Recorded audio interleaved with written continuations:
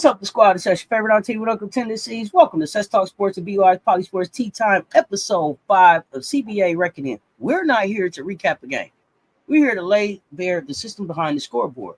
Let's call this what it is. A labor crisis built on silencing black women. We've covered the disrespect, the suppression, the performative PR, but now we're shifting the frame. Because this ain't just messy, it might be illegal.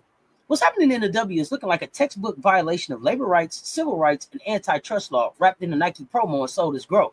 Let's talk facts. The player prioritization rule, that's not about structure. That's a tool of control. The silence around black women being erased from the marketing machine, that's not oversight, it's design. And the centering of one white rookie while veteran black players are called divisive, that's not strategy, it's a signal. So when the people ask, what is it going to take to fix this? Here's the real answer.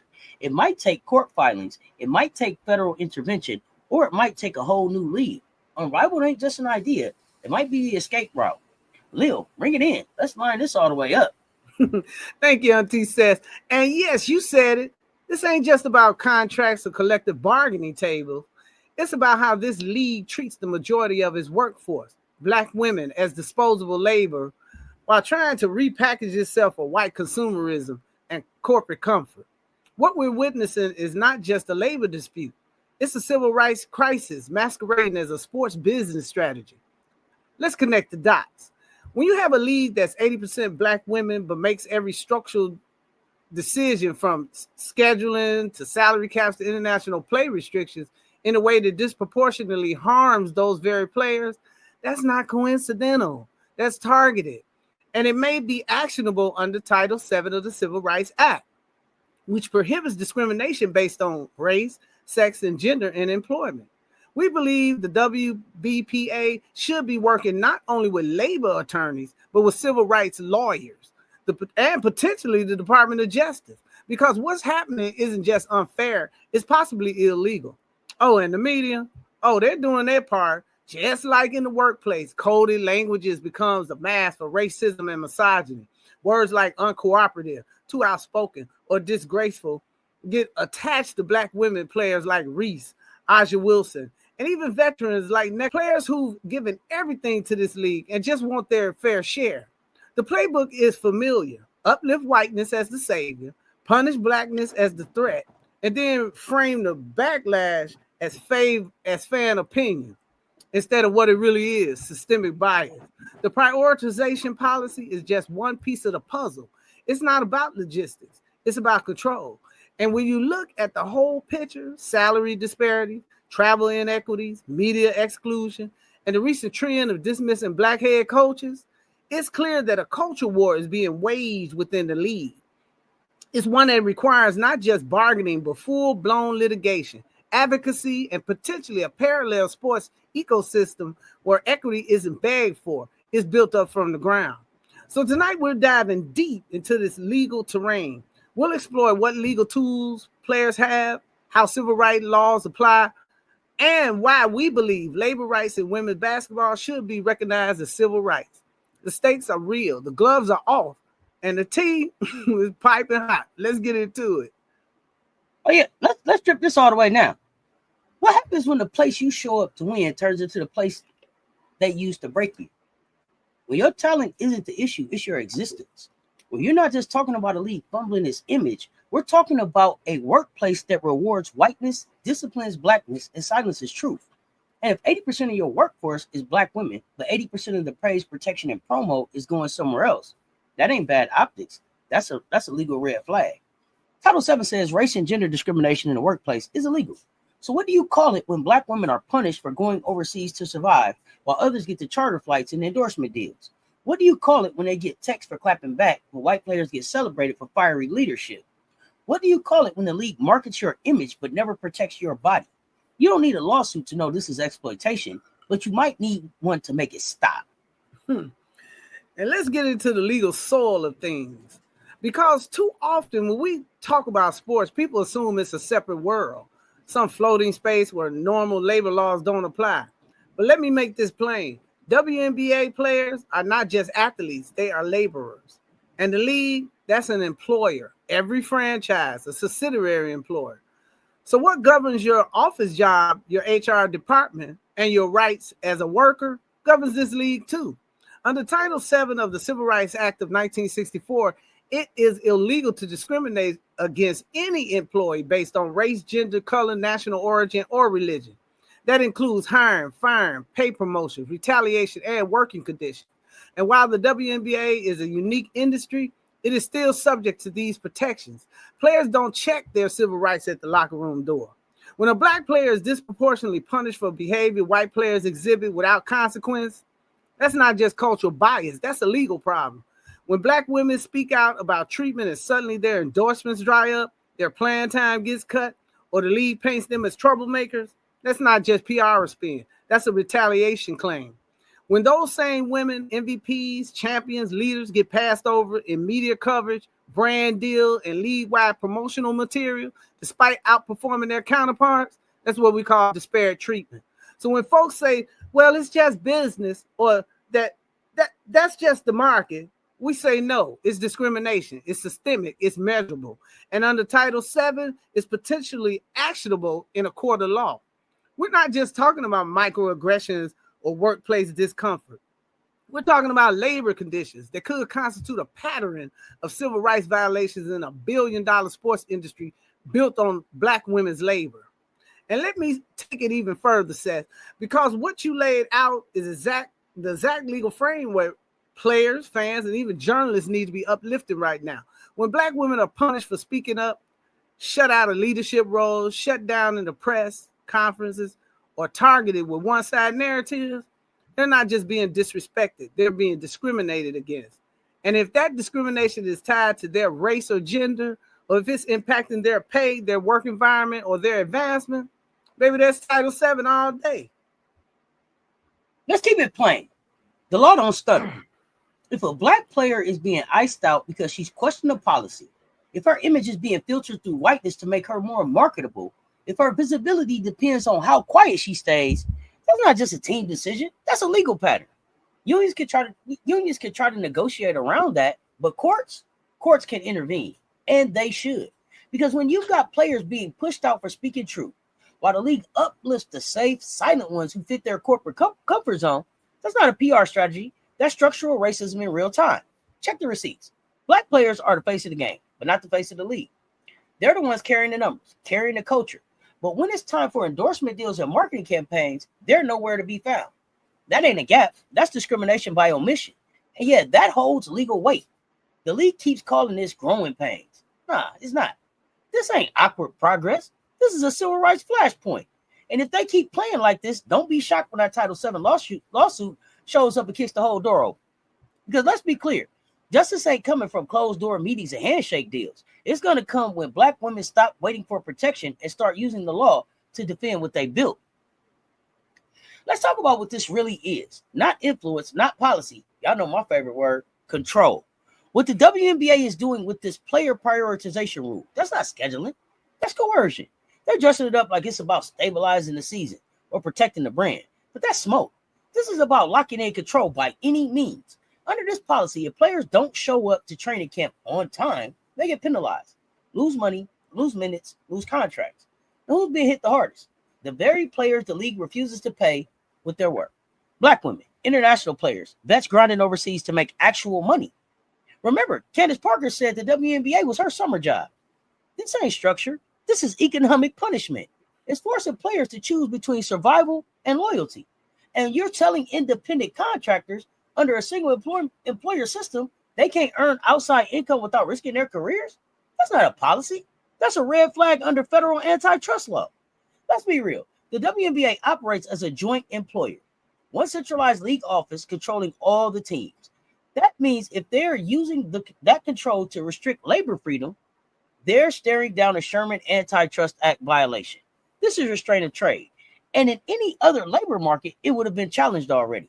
You can't underpay workers, then turn around and punish them for finding other income. That's like bolting the front door and blaming folks for climbing out the window. And let's not skip the core issue. This policy ain't hitting everyone the same. It's targeting black players. It's targeting working class athletes. It's targeting women who built the league, then got locked out of the luxury they helped create. So no, this ain't just a labor rule. This is a racialized economic control tactic. And the legal implications, they're deep. The question now isn't whether this rule is harmful, it's whether someone is finally ready to take it to court. Because if they do, this policy might be the league's undoing. And this ain't just some scheduling conflict. This is labor discipline served cold. And it's especially dangerous because it's being normalized through policy. See, when the league couches it in a professionalism or a team commitment, they're masking coercion with language. But make no mistake, this is forced compliance, and the league is using its monopoly power to do it. Let's get real about the economics. Caitlin Clark, who entered the league with $1 million Nike deal and charter flight privileges, can afford to comply with prioritization.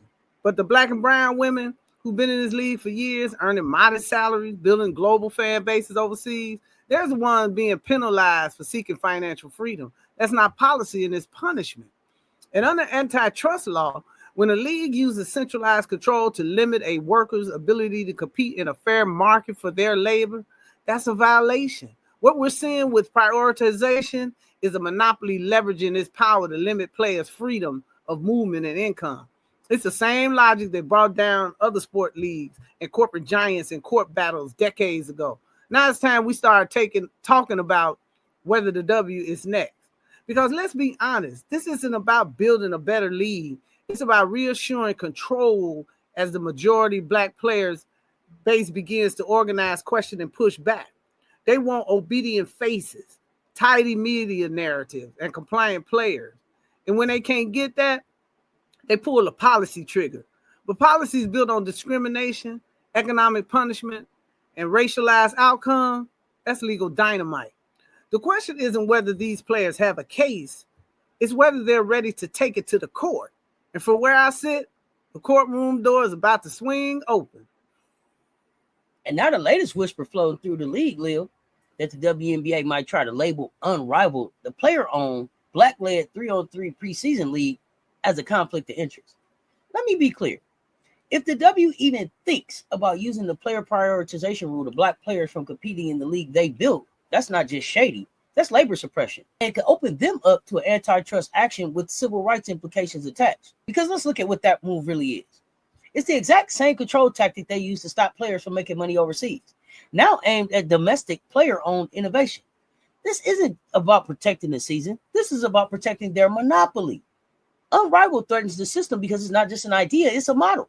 A model where black players aren't just labor, they're owners. And that scares the hell out of a league that's built on controlling the labor force while profiting off their culture.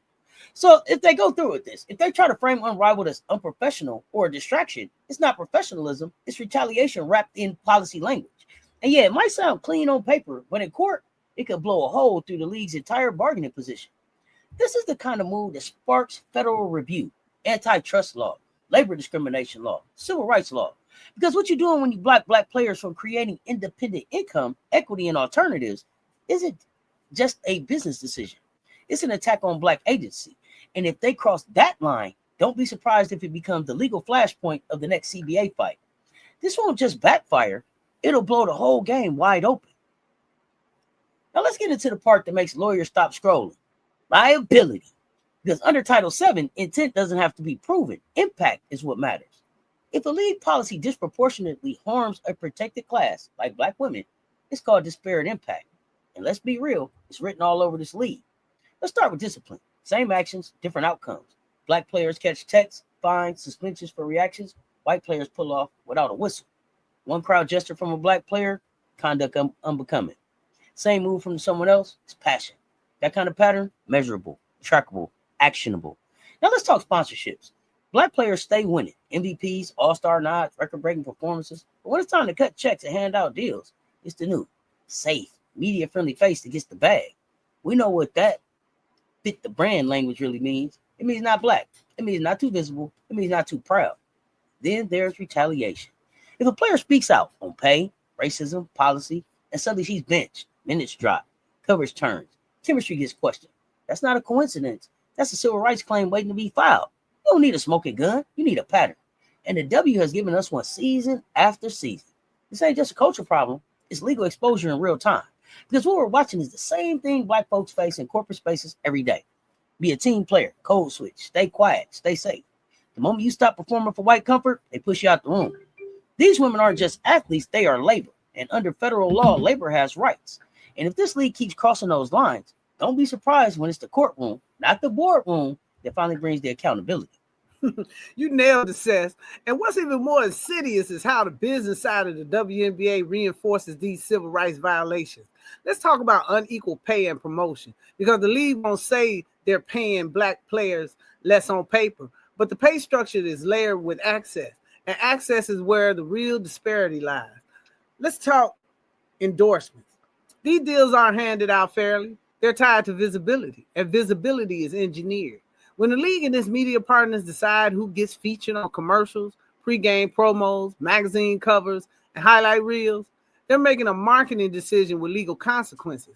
When those choices overwhelmingly elevate white players as America's sweethearts and box out black women into characters, if they show at all, it creates a cycle. Visibility drives endorsement. Endorsements drives popularity. Popularity drives contracts, and black players are getting cut out at the very first step. Now let's layer in something else, class-based marketing discrimination, because it ain't just about race. It's also about respectability. Players who wear lashes, rap, dance, and come from working class cities are branded as aggressive, too flashy, or ghetto. Meanwhile, players who present as wholesome or relatable to white audiences get styled as the face of the league. That language may not sound racist in a legal brief, but the outcomes sure are. Sponsorship contracts reflect that coded bias. Who gets the shoe deal, the beauty ads, the sideline interviews? It's not about merit, it's about narrative. This is corporate America all over again. Deny black workers access, weaponize their reputation, then gaslight the grievance. Tell them to be grateful while someone less qualified gets elevated for simply being palatable. The difference here is that these women are elite athletes and they got receipts. If the union really wants to leverage in the next CBA negotiation, they better be ready to name this for what it is, a pattern of systemic discrimination that has legal teeth. Because the league tries to keep user prioritization rules, media blackout strategies, and now even rumors of banning unrivaled participation as ways to silence and control players, then they might just be forced their way into a civil rights courtroom. And if this happens, the entire industry will be on trial. Here's the question that's been hovering over the entire series like a spotlight. Is this a calculated business move or just baked in bias on full display? Because either way, black women are the ones paying the price. Let's be clear. It doesn't have to be intentional to be illegal. That's not a hot take. That's federal law. If this is strategy, then the league is deliberately reshaping itself to appease conservative sponsors and a new fan base uncomfortable with unapologetic blackness. That means pushing one white player to the front, silencing veterans who speak, disappearing black coaches, and branding authenticity as attitude. If that's the blueprint, then they're selling out the very women who built the league to chase folks who only just learned how to spell WNBA. But let's say it's not a playbook. Let's say it's just more of the same old system. That would mean we're not dealing with innovation. We're dealing with institutional replication. The same racism that picks the right face for a magazine cover. The same misogyny that calls leadership difficult. The same gatekeeping that makes black women prove themselves twice before they're seen once. So whether it's a calculated pivot or cultural conditioning, the outcome doesn't change. Black players are being gaslit, undermarketed, and punished for existing outside the box they were never meant to break. And don't let the progressive branding fool you. You can't wear a Power of Women hoodie in the front office while copying the same playbook that's harmed black women in every other industry. If the league doesn't course correct, they're not just on the wrong side of public opinion, they're on the wrong side of the law. And that ain't a warning. That's a legal truth. Now let me bring in the legal muscle, because this is where the real pressure points lie. The question we keep circling back to is this: would a class action lawsuit from black players in the WNBA actually have legal standing? And the answer, according to several civil rights attorneys and labor scholars, yes, under both Title VII of the Civil Rights Act and federal labor protection statutes. Black WNBA players may have multiple avenues to pursue justice if this discrimination continues unchecked. In a class action, players wouldn't have to prove that the league intended to discriminate, just that the outcomes of league policies have disproportionately harmed them as a protected class. And we always see those outcomes: fewer sponsorship, bias, media framing, harsher discipline, coerced silence, and career stagnation. Add to that the centralized structure of the WNBA, where all the teams operate under a single entity model, and you get a ripe scenario for collective legal action with systemic reach.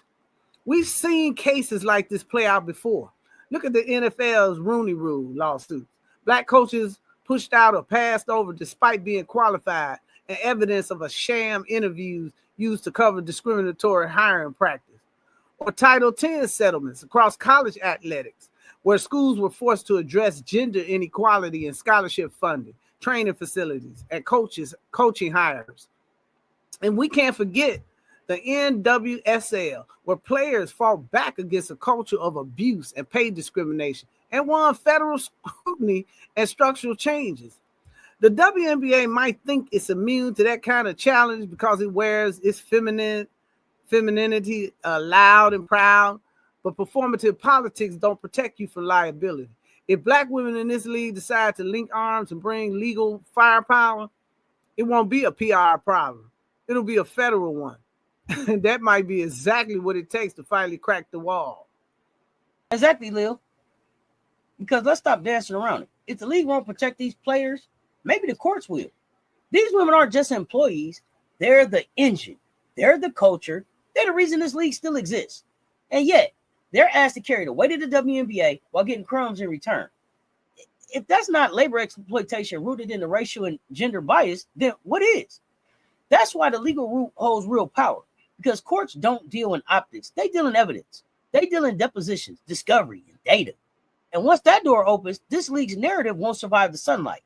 The WNBPA can bargain, but courtrooms can't compel. And the league knows that. That's why they keep trying to spin this as a growth issue or a branding challenge. Now, this is about eroding rights while masking it as professionalism. And they're doing it right in front of us. We've seen this story before. The legal system is not perfect, but when workers organize and speak with one legal voice, institutions start to move. And if Black players in the W decide to walk that path, it won't just be for them. It'll be for every Black woman who's ever been told to shrink, to smile, to shut up, or to wait her turn. This wouldn't just be a court case, it would be a movement. And now that we've mapped that legal terrain, let's talk about what's next. Because the question isn't just whether the league's liable, it's whether anybody is going to hold them accountable. We're at a fork in the road. And the path forward, it needs to be paved with advocacy, reform, and real oversight. Not another internal diversity memo, not another quiet apology in the group chat. Oversight with teeth. First, the next CBA needs stronger protections against racialized retaliation. No more fear of being benched, blackballed, or labeled toxic for speaking out about pay, bias, or unsafe conditions. Put it in the contract. Make it enforceable, because safety without protection is a setup. Second, we need an independent oversight, not just league insiders grading their own homework. Real third-party review. People with the power to audit, hiring, firing, media access, promo dollars, everything. Because when MVPs don't get media day invites and Black coaches get erased like they were never there, that's not just a miss. That's a system failing on purpose. And third, we need watchdogs. Not just the union. We need journalists, researchers, fans, and players tracking this in real time. No more letting injustice get buried under highlight reels and game notes. If the league won't evolve willingly, then we light it up and force to change. Because silence is where the damage spreads. Accountability is how we stop it. This ain't a PR fix. This is a power shift. Let me know when you're ready to move.